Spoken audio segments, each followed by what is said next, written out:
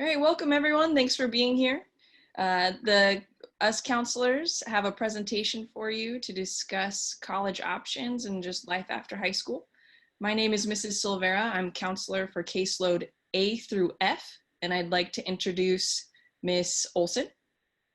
Hi, I'm Kathy Olson, and I have students' last names G through N this year. I'd like to introduce Dina Fall. Hi, everyone. I'm Miss Fall, and I have students with last names O through Z this year. And now I would like to introduce Darcy Robbins. Hi, I'm Darcy Robbins, and I run the Career and College Center. Thank you, everyone. So like I said, we've just got a presentation for you that's talking about college and life after high school. We hope that you find this information to be useful.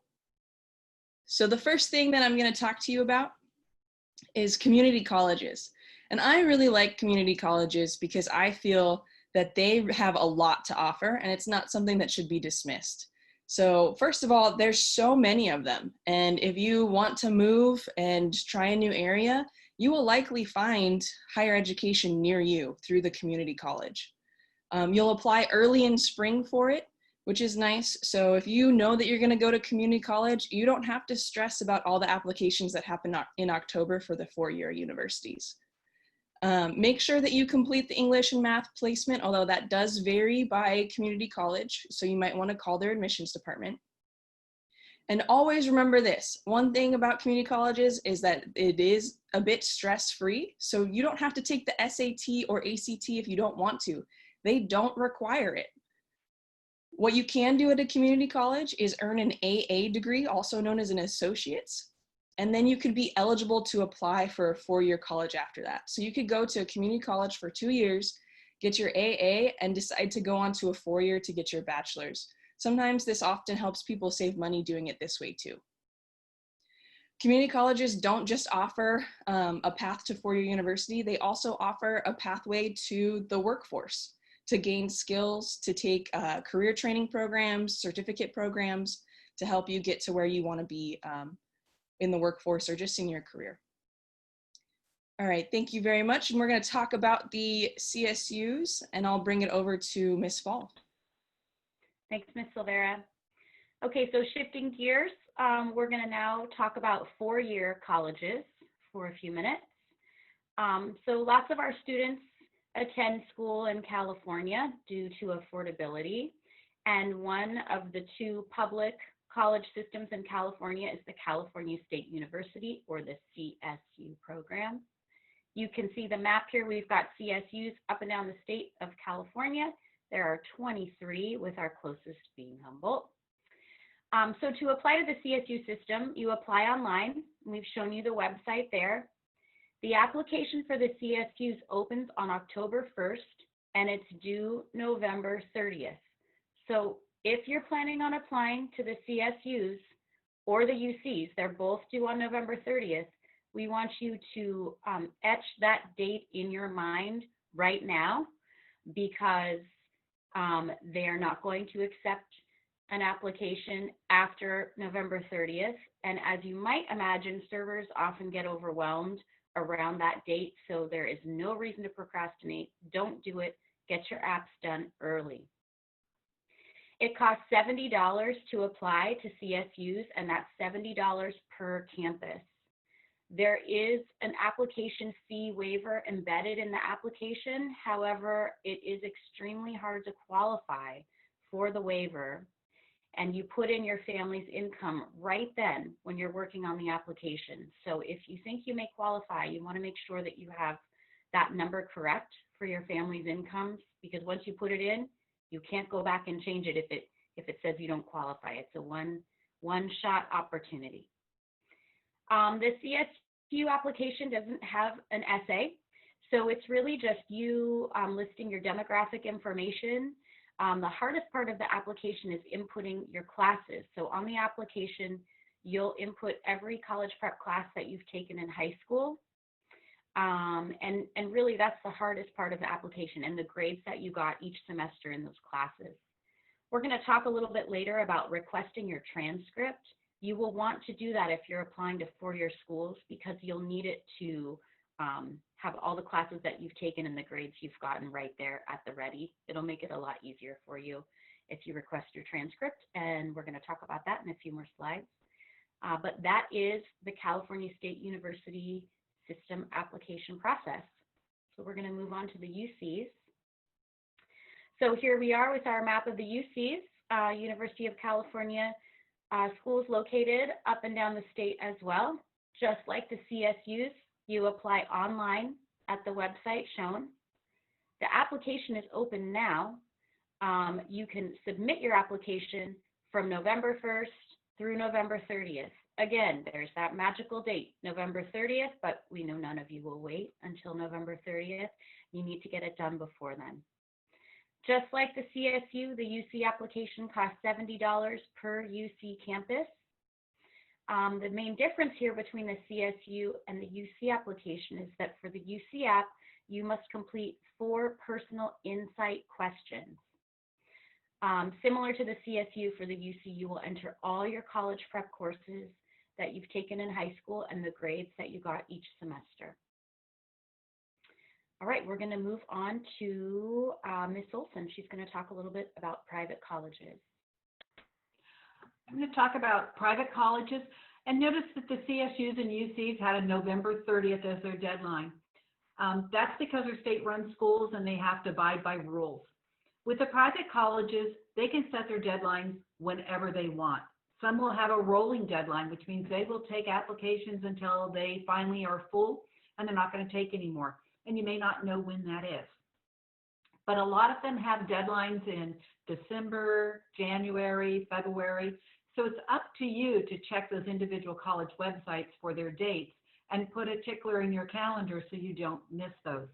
There's early action, early decision. Those will come up fairly quickly. Usually in October 1st is their deadline. So you might want to take a look at those.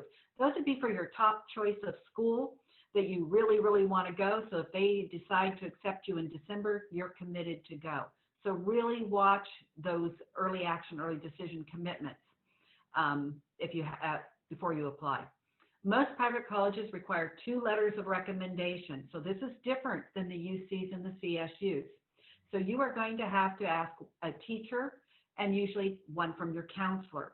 So we are going to be posting a letter recommendation form on our website. And when I go through the transcript, I'll show you where you will find that. So please do not send an email to a teacher or a counselor, I need a letter of recommendation and I need it tomorrow. You've got to give us time to write a good letter, especially if you want to get into that school. We have to cover a lot of details. It's like writing a major essay for you. If you want it done well, you need to give us time to do it. So we're asking to please allow at least 2 weeks for letters. What's going to happen is a lot of you apply to the same private schools, have the same deadlines. So I may come up with 23 letters, even if I have 2 weeks to work on them. That's a lot of letters to write. So please give us enough lead time to write a good letter because we want to support you and get you to the colleges that you want to attend. The next slide is college planning. Counselors will be connecting with seniors individually over the next month to discuss future plans. We try to hit our 4-year college students first because we know your applications are coming due. If you're planning to go to a community college, we have until spring, so we can delay seeing you. But we try to hit our 4-year college trackers right away so that we can set things up. If you're planning to apply to 4-year colleges, well, you will need your transcript. You can request it on the Arcata High website. This is what we were talking about. On the top, and I will show you a screen in just a second. It's under Students and Parents tab, and there's a transcript request form that you have to complete. And then just complete the form. You can have it sent to you. You can have it sent to a college. You will use this for scholarships as well. But there's a transcript request form so you can get a digital transcript sent to where it needs to go. So the next screen tells you exactly on Arcata High's website. So there's that Student and Parents tab. And if you go down, it says AHS transcript request. We are going to be submitting, this is where we're going to place the letter of recommendation form that you will submit to teachers so they have enough information about you and all the activities that you've done to write a good letter of recommendation. So we're going to put it in the same tab here, and you'll be able to get the digital form for that letter of recommendation. Okay, next slide. So as you probably noticed, the world is changing really fast and many jobs require at least some career training. And the cheapest way to train for a career is at a California community college. And local employers are looking to hire people who have been trained at a community college and have earned certificates in things like cabinet making, computer information systems, automotive welding, solar technician, and many, many more. And students are able to keep taking classes towards an associate's degree in these areas, or in areas like psychology, education, biology, and many more. So when we're talking about college, all we're talking about really is career training. All college is really training for your future job. So at the Career and College Center, I can help with college planning and career exploration. I use a program called U-Science that helps you determine aptitudes in different career areas.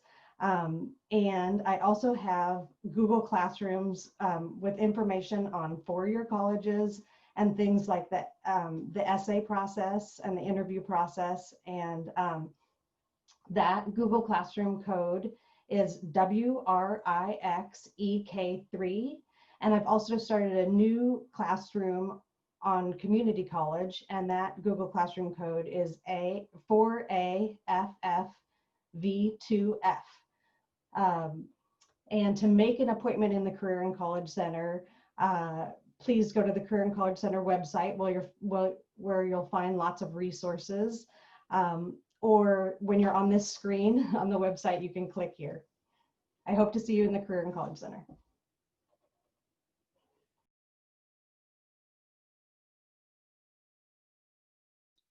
Okay, so I'm going to talk to you about the SAT and ACT.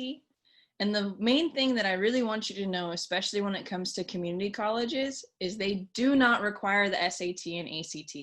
If you know that you're going to a community college right after high school, you don't need to take the SAT because community colleges aren't going to require it. Now you might be asking, well, what about the UCs and CSUs? That's a great question. The pandemic has changed everything, as well as a certain court case that we just found a ruling out about. So UC Berkeley, UC Irvine, and UC Santa Cruz will not be asking for the SAT or ACT. UCs as a whole have been issued an injunction to drop the requirement, and that's referring to the court case that was just ruled upon the other day. So as a whole, UCs will not be requiring the SAT and ACT. However, it is important that you check in with your university just because an injunction is not permanent, so they may be able to still require it. So make sure you check in with your university. And CSUs recently updated us, and they will not consider them for admission in fall 2021, nor the following winter and spring terms. Be sure to check with the university you are interested in just in case, but as of right now, the UCs and CSUs are not requiring the SAT or ACT.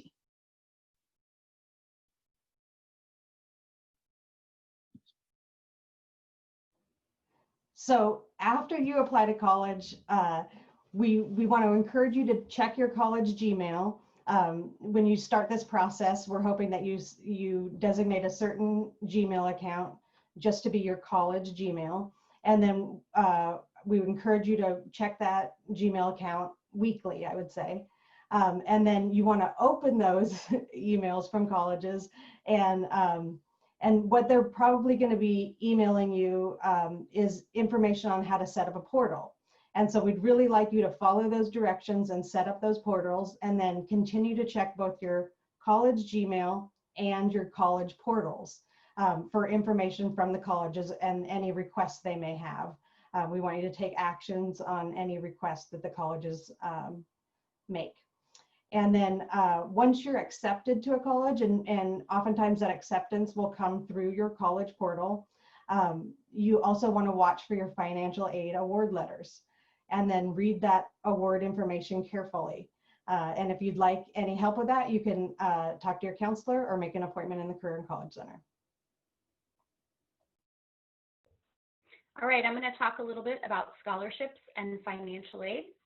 So I coordinate scholarships on campus. There are a million scholarships out there floating around. And really my focus is on local scholarships, and there's a couple reasons why. First of all, you have a much greater chance at getting a local scholarship than getting one that's promoted nationally. Doesn't mean that we don't want you to apply for national scholarships. We absolutely do. But my focus is on local. If I focused on national, it would be a full-time plus job because there are so many national scholarships. But we want you to apply for those as well. But I will be advertising local scholarships, and a lot of times the only way you hear about local ones is through us, through word of mouth. Most of our local organizations don't advertise their scholarships online. So that's why I really focus on local scholarships. So what I'm going to do, since we are not at school, there's usually a scholarship box. You may have seen it that lives out on the counter down by the student phone in the office. But what I'm going to do, I did this in the spring and it worked well, is I will be posting scholarship opportunities in the Counselor Class of 2020 Google Classroom. If you haven't already joined that, there's the code to join, 66MDLUS. Make sure you join the Counselor Classroom because we post a lot of important information for seniors there. So usually local scholarship season doesn't start until in winter time. So usually December it picks up. From about February to April, it is crazy busy. So, so for the first couple months of school, there's really not a whole lot to advertise to you all, but I will post things in the classroom as they come up, and you should start seeing an increase in scholarship posts come December, January, definitely February, March, April are crazy. We'll also connect with you too. Some of you may have heard about Humboldt Area Foundation. They are a local organization that oversee over 100 scholarships, and they will be connecting with seniors in the springtime. It's usually February, to talk with you about their application process. It's one application for all of their scholarships, which makes it nice and easy. So that's the situation on scholarships. You'll start seeing them, like I said, posted early November. Anything I see, I will send your way. And the FAFSA, which is the free application for federal student aid, opens on October 1st. And we're going to talk more about that in just a minute. But first, I wanted to tell you about the North Coast College and Career Expo. You may have attended this in the past. This year, it will be a virtual event on September 24th. So coming right up, 5:30 to 8 p.m. So we really want to encourage you to visit hcoe.org/college-expo for more information, because they are doing it virtually this year. It's the first time they've done it virtually, so it'll be a little different. But it will be similar to years past in that they're going to have a lot of great workshops for you to get involved in. Workshops on the application process for the CSUs and UCs. There'll be workshops on financial aid, NCAA, technical ed opportunities. You'll have an opportunity to connect with college representatives. There'll be question and answer sessions. So it's a really great event. They're also having some virtual college fairs happening this week and moving on through September into October. So we really encourage you to get involved in this event and check out the virtual college fairs. You're going to learn a lot of important information and hopefully get questions answered.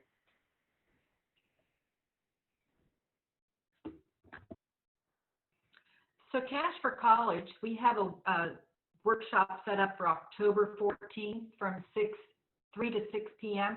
And it's a drop-in. It's for parents and students that need help filling out the FAFSA. It's important for everybody to fill out the FAFSA because a lot of colleges won't even put you in their scholarship running unless you've done the FAFSA.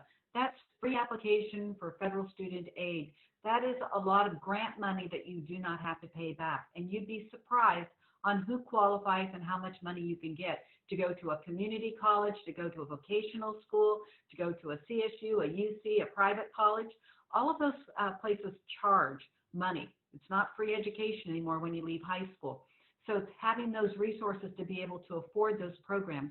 This is very, very important. It's on our website. We're going to have experts there from CR, HSU, CalSOAP to assist students completing. It will be virtual this year. We will post more information, and this slideshow will be available on our Google Classroom as well to go as a resource for you to refer back to.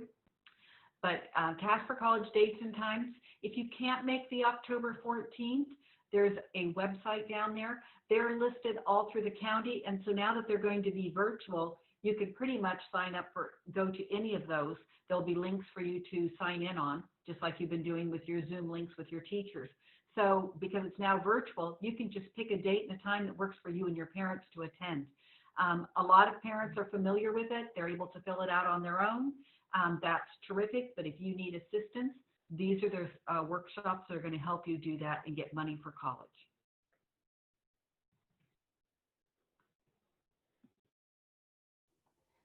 So the senior survey is the counselor's way of getting information on your plans for after high school, anything you're considering at this point, in order to just better serve you this year.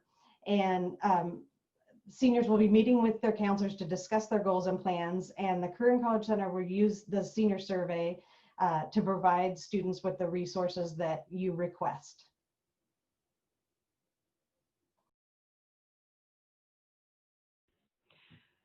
To complete the FAFSA, you have to have an electronic signature, and that's what the FSA ID is all about. We're going to take you on in a few minutes. You're going to go on and you're going to get your FSA ID. That allows you to open up your FAFSA. Your parents will also need one. So once we show you how to go through the process, we hope you go home and then have your parents do it. If you've had a sibling that's gone through this before, your parents may already have a signature, an FSA ID. They only get one. They don't get one per child. So what you're going to be doing is you're going to enter your email address. These are the steps you're going to go through. And that email address, make it your personal one, not your no-hum. Because once school is out, your no-hum email address will be defunct. And then you won't get notifications about financial aid over the summer after you graduate. So make sure you use your personal one. And when you use your personal one, often students don't get information because it goes to your spam folder. So make sure before you delete spam, check it for your financial aid information. You're going to create a unique username. You're going to create a password, enter your name, date of birth, and social security number. Those are required elements. You're going to enter your mobile phone number, set up 4 challenging questions. This is highly sensitive information. You've heard about identity theft. You're giving your social security number, date of birth, name, address, those kinds of things. So that information has got to be secure. So they set up 4 challenge questions in order to secure that information. You're going to read and accept the terms. You're going to verify your mobile phone number, and you're going to verify your email address. So now we're going to go on and we're going to have you create your FSA ID today. We're going to leave the screen up so you can see where you go. The address is right there. And counselors now are going to be available live for question answers. And then we'd like you to do your FSA ID.